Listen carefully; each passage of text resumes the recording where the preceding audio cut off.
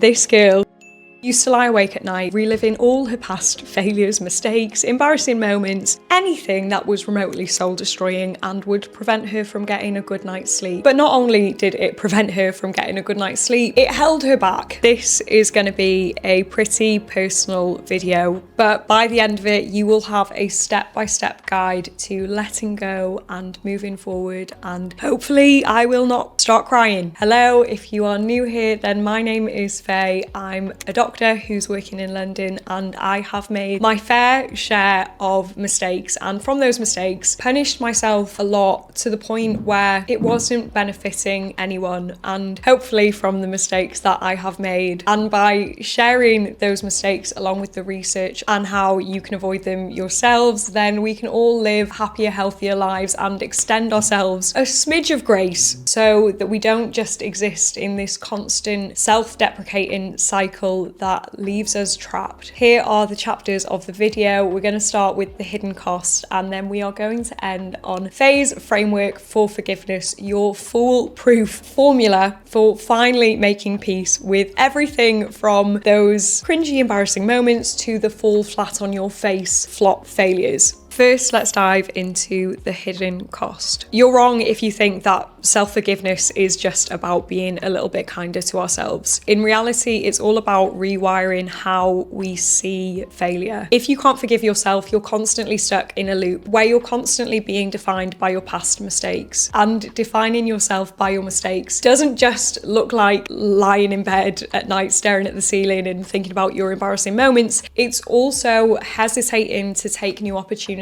because you're scared to fail again. And it feels like believing your mistakes mean that you're not good enough rather than just seeing them as part of your growth. If you know exactly what I'm talking about, then you're already experiencing the hidden cost of blame. And recognizing this cost is the first step that I took in transforming my mindset around failure and reclaiming my potential. But you don't just have to listen to me, because research also says that persistent self-criticism is associated with higher levels of stress hormone and impaired emotional regulation. I think I used to see reliving my failures and putting myself down because of them as a form of punishment that I deserved because I'd gone through the failure, and I thought that that punishment would be a deterrent for future failures. But it took me far too long to realise that actually being hard on myself was not having that effect. It wasn't deterring me away from failing, it was deterring me away from trying. Step number 2, this is the hard part. So why is it so hard to forgive ourselves in the first place? Our brains are naturally wired with what's known as the negativity bias. Negativity bias essentially means we remember negative experiences, aka failures, a lot more vividly than we remember successes. This was a survival mechanism back when we were trying to run away from lions, because we would remember how crappy it felt to run away from the lion, and maybe that experience would deter us away from being around lions again to avoid having to run away from them. But our body cannot tell the difference between being chased away by a predator or getting some constructive criticism in work. Studies also reveal that we are so much harder on ourselves than we would be on a friend. If a friend made the same mistake, we'd offer them kindness and understanding, but when it's us, we internalize and marinate on the error, or even proclaim that it is a character-defining flaw. The amygdala is a part of the brain that is the brain's fear center, and this little part of your anatomy is the culprit of why you cannot let go of your mistakes. Now, I do not recommend cutting out your amygdala as a solution for this problem. However, I do have a suggestion that did work for me. I stopped seeing my mistakes as failures, but as data points. I treated my life like one big science experiment. Say, for example, if I posted a video on YouTube and it was a resounding flop, previously I would have seen that as a sign that maybe it was time to turn the camera off and go back to my normal job. But now I just see it like how a scientist would, data. And if I had never made the video that flopped, I would never have that data on why it went wrong. Data data on what I could have done differently. What can I learn from this situation to prevent it happening again? All this invaluable data is what can set me up for success the next time I try, and I would have absolutely none of it unless I had flopped flat on my face. Every single failure in life can teach us something valuable, but only if we choose to listen. Step number 3, the vulnerable part. If you're new here, you may not be familiar with my story about getting into medical school. Basically, I had to resit my A-levels. I didn't get the grades that I needed, and I was rejected from medical school. As you can imagine, this was a crushing disappointment as I watched all my friends go off to university and I had to stay at home in my small Welsh town by myself. For months, that one setback loomed over me, and every single time I looked in the mirror, all I could see was failure. But over time, I learned a crucial lesson. It wasn't my intelligence that had held me back, it was my mindset. I realised that clinging to self-blame only stifled my ability to learn and grow. And you guessed it, the research supports this. Studies have shown that individuals who practice self-forgiveness experience reduced rumination and lower stress levels, which in turn enhances cognitive flexibility, which is basically the brain's ability to adapt and change and grow. Metaphorically, I mean, not physically grow in size. Once I began to forgive myself, I made room for improvement by being vulnerable and addressing the emotions at the core of my feelings when I was rejected from medical school. In a weird way, it removed the feelings out of the equation. By recognizing that my rejection made me feel unworthy, unintelligent, and reduced my self-esteem, I was then able to approach the problem so much more objectively. There was a problem, I had not been good enough to get into medical school, and there was a solution, do what I needed to do to become better. And when emotions had been removed because I'd forgiven myself, this became so much easier. I found that when I experience emotions that I need to witness and acknowledge and process, then Headspace is my favourite place to go. I just completely love how it feels like a reset, whatever time I do it in the day, morning, midday, or night.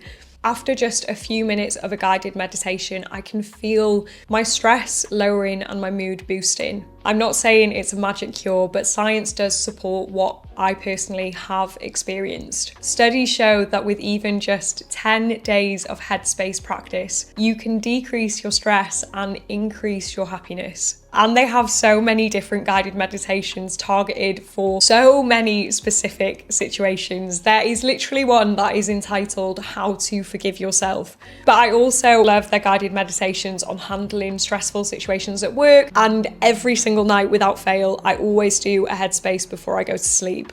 So if you're looking to reclaim some calm amidst the chaos, you can tap my link in the description and use my code for a free 60-day trial of Headspace. Give it a try, let me know which ones are your favourites so I can implement them into my daily routine and see how a little bit of mindfulness can completely transform your day. So chapter 4, how are we going to forgive ourselves? Well, say hello to Faye's forgiveness framework. Step number 1, we need to acknowledge what happened without any judgment. Instead of saying I'm a failure for messing up, try simply noting I made a mistake and that is okay. And even better if you want to write it on paper, because research suggests that externalizing our mistakes on paper can reduce the cognitive load, aka brain power, required and allow us to approach the mistakes a lot more objectively. Step 2 is acknowledging honestly how you feel. And I'm not here to spew toxic positivity, because we all know that failing and making a mistake feels like crap. That is completely normal. What's important is that you take note of them and allow yourself to feel them so you can properly work through the emotions, not let the emotions work through you. After we've processed our feelings, then step 3 is to identify what we learned from the experience. Again, write it down on paper, get it out of your brain so that your brain has more space in it to take the learnings from this experience and use that to decide how you behave in the future. Now, step 4, this is where the magic happens. You need to separate yourself from the mistake. One bad grade doesn't mean that you're stupid. One breakdown in a personal relationship doesn't mean that you're a bad person, or one one opportunity that you might have wasted doesn't mean that you don't deserve any more similar opportunities to come. This mistake and your identity are two separate things because one misstep does not define you. Step number 5, you need to practice self-compassion. And if that feels horrifically difficult because maybe you're an eldest daughter overachiever, just like me, and the idea of self-compassion is completely alien, then what I need you to do is I need you to talk to yourself in the same way you would talk to a friend. Not only does this just feel nicer, but studies show that self-compassion can also promote resilience, meaning you become even tougher to weather the storms to come. And finally, step number 6, you're going to channel your anxiety into action. Everything that you learn from this mistake has formulated a perfect blueprint for how you are going to use this mistake as a springboard for your success. Not only that, by taking a proactive approach, you are distracting your brain away from the anxieties that will keep you trapped. You don't have time to be marinating on your embarrassing moments if you're too busy taking action to turn your embarrassing moments into successes. And for the final chapter, I want to talk about the flip switch because I'm going to propose something a little bit radical. The next time you make a mistake, which you inevitably will because you're a human being, instead of saying, I can't believe I messed up, you're going to say, I'm so proud that I tried. And now I know how to do it even better next time. Research in neuroscience shows that reframing negative experiences can actually increase activation in the ventromedial prefrontal cortex. This is the region of the brain associated with self-assurance and emotional regulation. By shifting your mindset from self-blame to self-growth, you unlock the potential to move forward with wisdom. Remember that forgiving yourself is not about erasing the past. It's about honoring the fact that you're human and humbling yourself in the process by remembering that you have so much to learn, and there's so much beauty in that. Wouldn't life be incredibly boring if we already knew everything and we were perfect? Now you know how I move on and forgive myself with each and every setback, but you may want to know how to actually achieve your goals using neuroscience, which you can learn about in this video just here. Or maybe you want to watch this video here, which has been recommended specifically for you based on what you're interested in. I hope you enjoyed the video. If you did, please don't forget to like, comment, subscribe. I hope you have a wonderful, wonderful, wonderful week, and I will see you in the next video.